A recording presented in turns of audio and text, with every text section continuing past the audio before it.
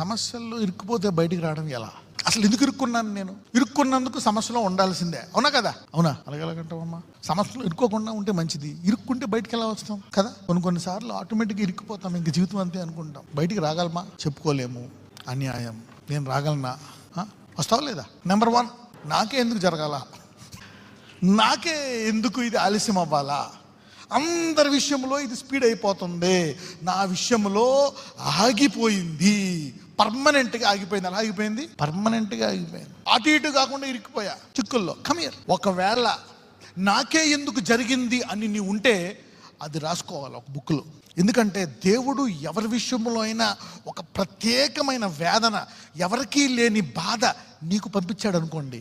నీకు పంపిస్తే దానికి ఎవరికీ లేనంత ధన్యత కృప ఇస్తాడంట.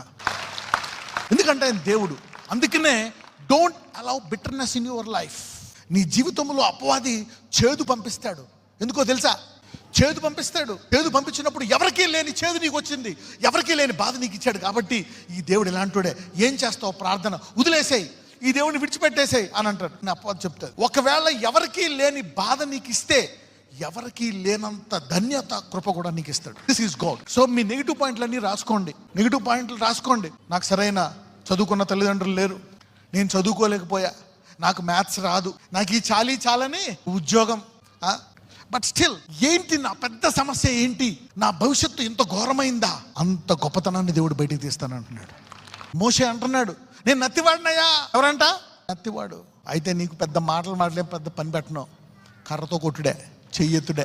ఏం చేశాడు ఆ కర్రతోటి? ఎర్ర సముద్రాన్ని విడగొట్టాడు. నీళ్లు లేవు, రాయిని ఏం చేశాడు? కొట్టాడు. ఏమొచ్చాయి? నీళ్లు. శత్రువు యుద్ధం చేస్తున్నాడు, నెగ్గడానికి ఏం చేశాడు? చేతులు పైకెత్తాడు. చేతులు పైకెత్తే ఏమైపోయింది? విజయం.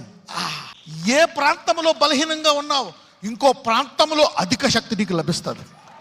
The area that you are down, the area that you feel inferior, tell me God, show me an area, the other area where you have reserved superiority for me.